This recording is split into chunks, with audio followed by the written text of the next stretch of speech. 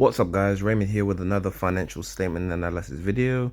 This is going to be episode 1 in our German industrial sector. So I hope you guys enjoy this video. Without further ado, let's get into the key ratios. If you're new to my financial statement analysis videos, what we do in these videos are we analyze the top 3 financial statements, those being the income statement, the balance sheet and the cash flow statements, and we pick out the key factors of each statement. For example, P ratios, net asset value, total equity, etc.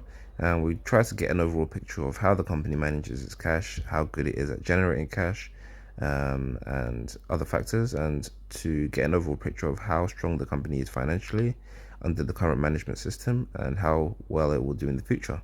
So without further ado, let's get into the key ratios and start from there. So the market cap, which is the overall price of the company, is 82.66 billion euros, which is very, very, very good. It shows that the company is very large and it's managed to attract a huge amount of attention from outside the general public. The revenue figure is smaller than the market cap, which is also good news by quite a significant factor. 52.15 billion euros was generated in sales in the last financial year.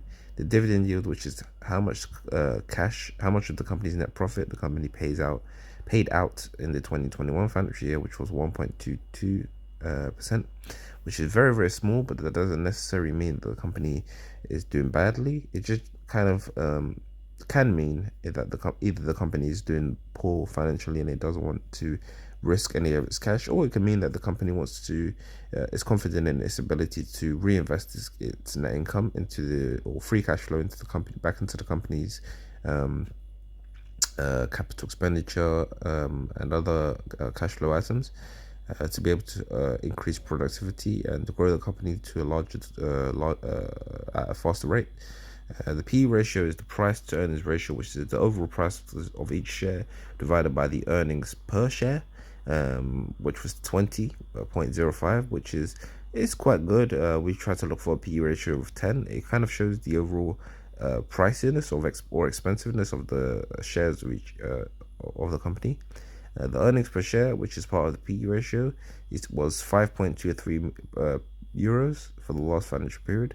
The beta, which is the overall risk level, which should be on average about 1, it was 1.79, which is almost double. So this stock has been quite volatile recently, but that doesn't necessarily mean that the company is bad, especially considering the current unstable economic position that that Europe is in. So let's get into the income statement, which is the first of the financial statements. The income statement shows that the company earned a negative profit in the 2019 financial year compared to a very large revenue figure. The company managed to decrease its revenue quite significantly by almost 50% in the 2020 financial year, and also managed to decrease its net loss, but it still made a negative net income in the 2020 financial year. But in the 2021 financial year, the company increased its revenue figure, overall sales, by a small degree, but quite significant considering the size of the revenue in the first place, and also managed to have a positive net income, and also a quite significant positive net income of around 8 to 10%, which is really, really good. Let's get into the balance sheet. So the company managed to, our balance sheet is a depiction of the company's overall liabilities, so its overall capital compared to its overall liabilities, where it owes its debts, etc. And the overall company liabilities was quite significant in the 2019 financial year, as well as 2020 financial year and 2021 financial year. So this company would be classified as very, very highly leveraged. It has a lot of debt compared to a lot of assets that it controls.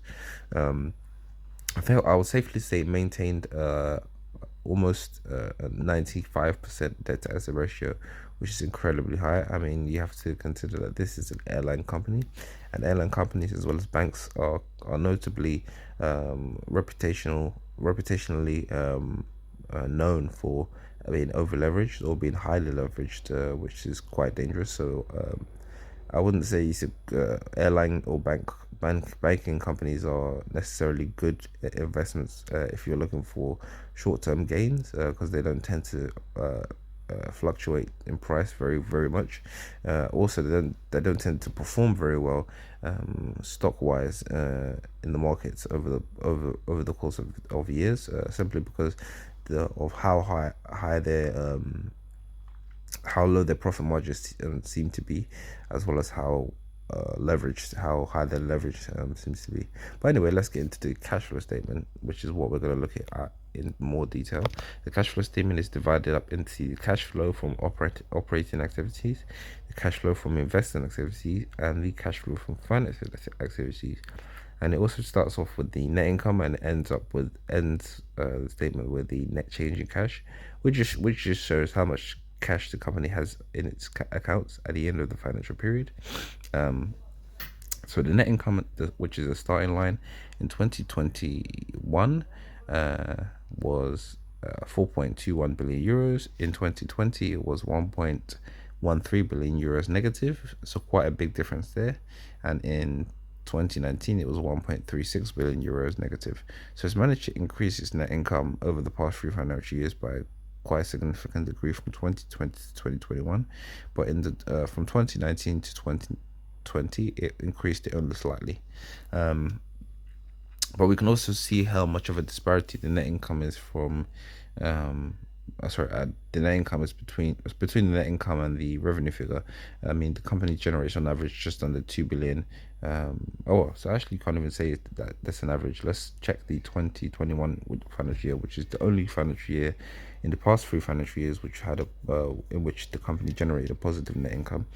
The company generated around 4.5 billion euros, and if you compare that to the overall revenue figure, which is around 52 billion euros, the company generated around the 10%, just under the 10% net income. For the 2020 financial year and the 2019 financial year, the company generated a negative net income. So not great in terms of consistency, as well as in terms of attracting shareholders to a profitable firm. So let's get into the cash flow from operating activities in the 2020 financial year. In the 2021 financial year, the company managed to generate 4.64 billion euros in cash flow from operating activities. The company managed to expend 2.72 billion euros in investing activities. So a large majority of that had been allocated to capital expenditures, so expanding the capital of the company. So that might be buying equipment for the airplanes, buying airplanes from other companies that might have been offloading them to reduce their capital amount. Let's check the cash from financing activities, which depicts how the company manages its debt and how it manages to manage its dividends. So the company didn't manage to pay out a dividend in the 2021 financial year. Didn't manage to get any financing from any financiers in the 2021 financial year. It managed to buy back 116 million euros worth of stock, which is good. It also managed to sell off 116 million euros of stock. It managed to also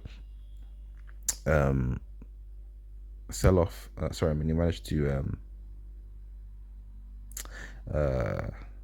to eliminate 2.3 billion euros worth of debt, which is really good. It's quite a large amount of debt to get rid of. Also, the foreign exchange effects. So the company managed to gain 392 million euros just purely based on foreign exchange effects, and the company's net change in cash ended up as 133 million euros at the end of the 2021 financial year, which is really good. Of course, we would love to see that the net change in cash figure be higher compared to its market cap, as well as compared to its total liabilities. In the 2021 in the 2020 financial year, the company's net change in cash was 5.13 billion euros, which would have been an amazing figure to have at the end of the 2021 financial year, but it managed to spend a lot of it on retiring debt, so getting rid of debt, and also it managed to spend quite a bit of it investing in capital expenditures, which is fine. Overall, that's a good idea, because if the company managed to maintain its debt figure, then it would have paid interest as well as the principal for an extra year, or for as many years as it takes for it to get rid of the debt. So that was a good, I believe that was a good decision. So that's a legitimate reason for allowing the company's net change in cash to be so low. So let's check the 2019 financial year to see how the company's done overall in the transition from each financial year. So the company's net change in cash was negative 114 million euros in the 2019 financial year. So the company's done well with regards to increasing its net change in cash, or the cash on hand, in from each financial year, or well, especially from 2019 to 2020. But the company didn't do so well from the 2020 to 2021 financial year, just purely based on the positive net change in cash figure. But as we said earlier, it managed to come up with a legitimate reason for having a low net change in cash. But without further ado, I'm going to end this video for the financial statement analysis for Airbus. I hope you guys have enjoyed this video, and I hopefully will see you in the next video.